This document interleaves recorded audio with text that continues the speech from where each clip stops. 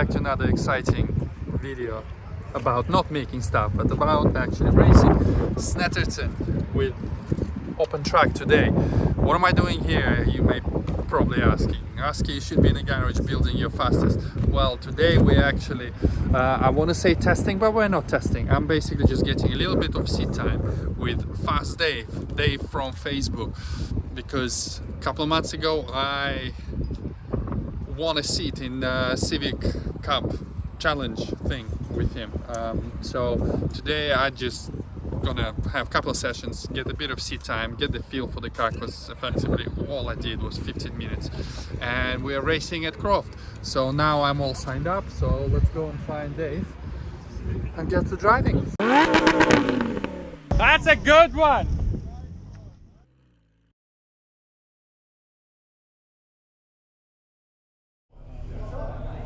Well, let's have a look at the car in question.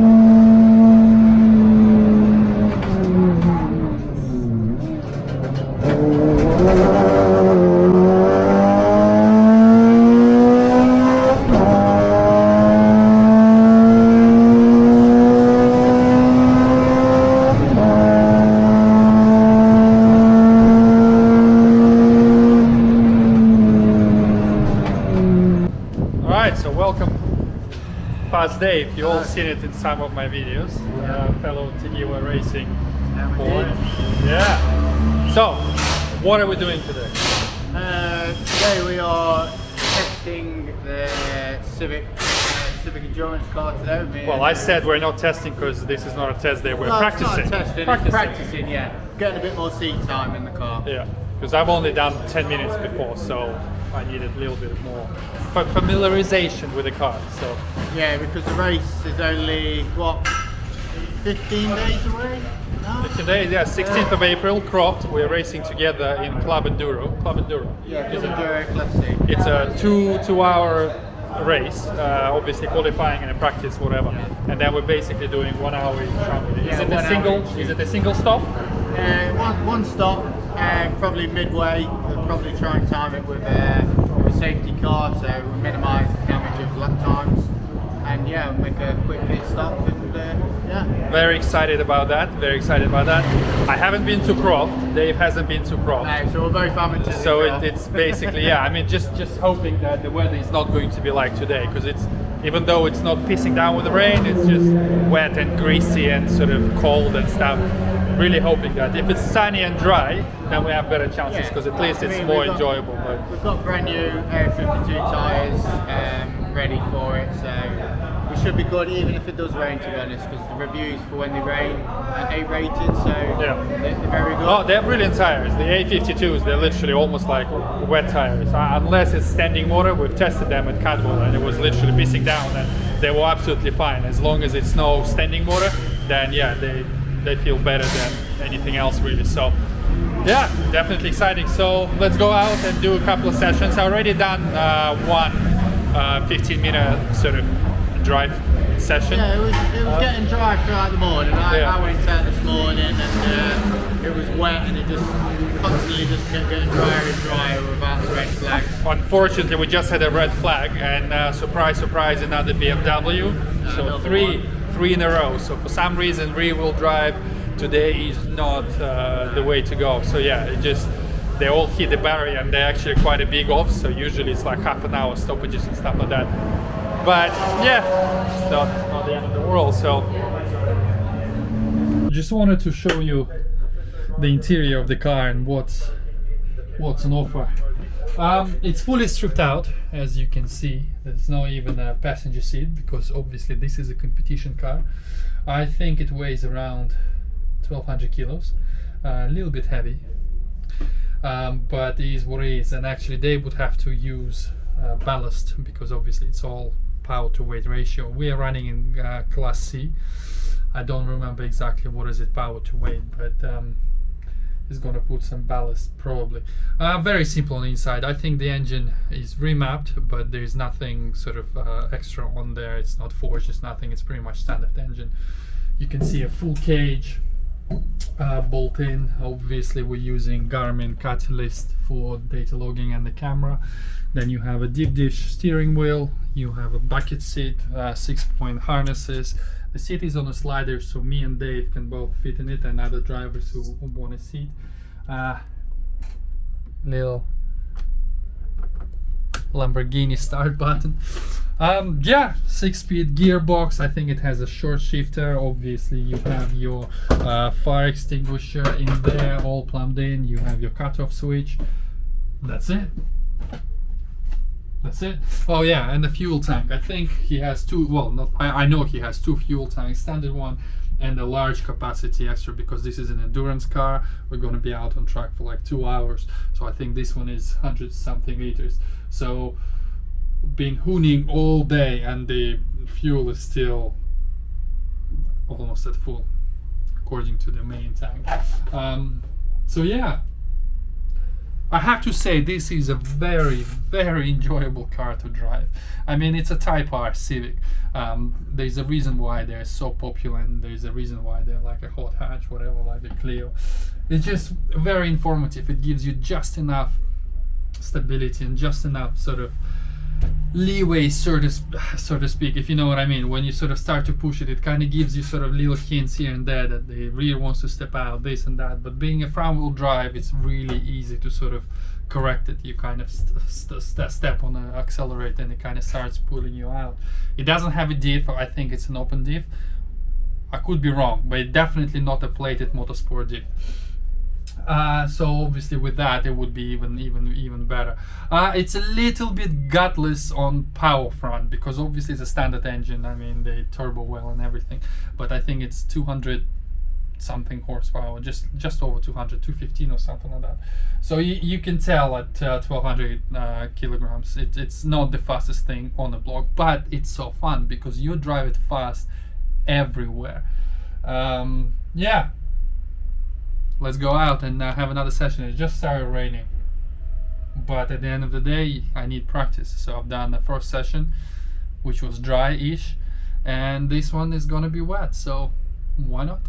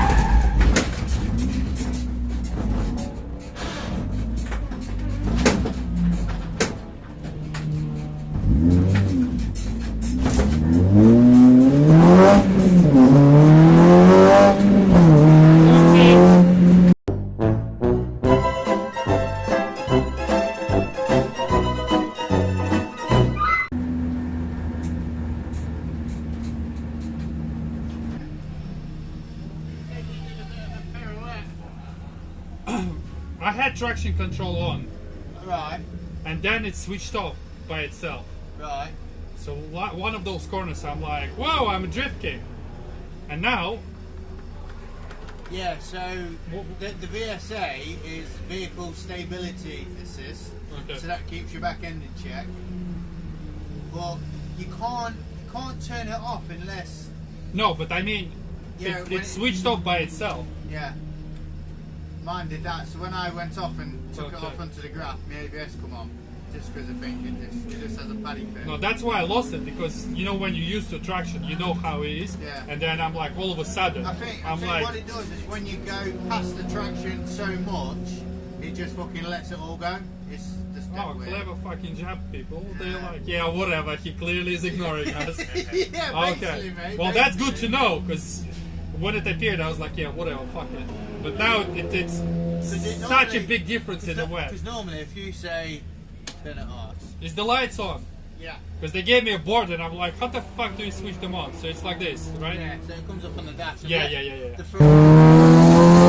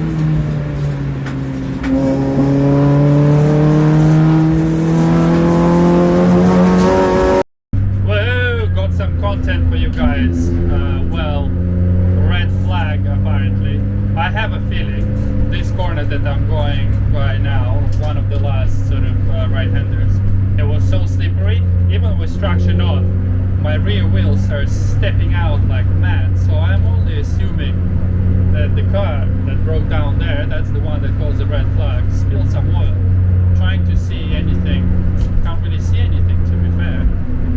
Yeah, but it was a bit weird. I'm gonna let Dave know. But yeah, great little car.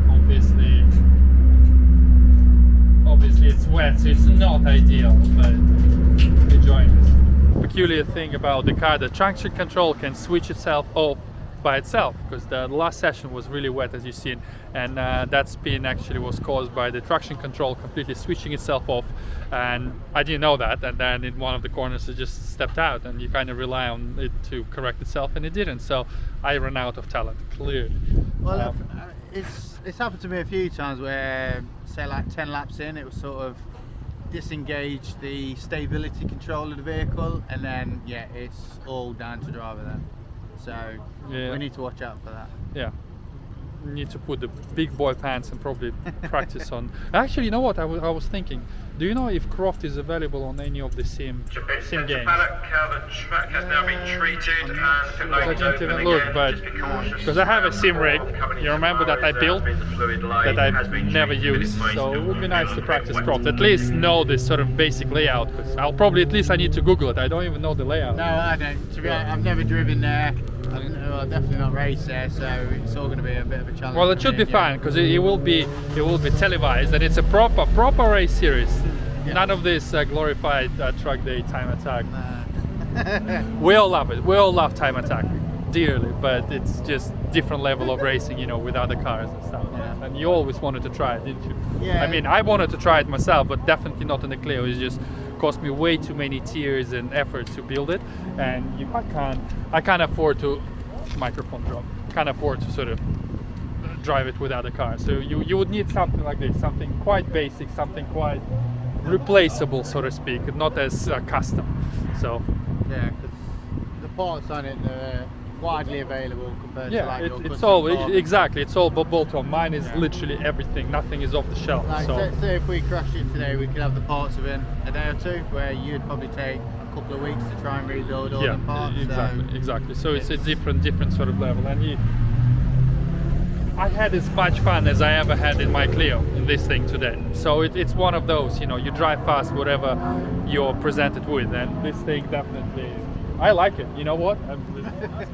If somebody gave it to me and be like, hey, take it, I would not be upset, definitely. I would use it for truck days, and probably even as a daily. It's a nice car. Yeah, the thing is, it just keeps going and going, like, it red lines to like nearly 9,000 RPM. I mean, I never took it past 8, maybe once for like 8 something, but yeah, kind of, I don't like the revs, because I know revs kill engines, and I'm kind of like, whatever. To make it last 2 hours. Yeah, so it's like, there's no points for, you know, blowing your engine first. So, yeah. Anyways, thank you for this. I needed this practice day, and guys, we'll see you at Croft. So, goodbye.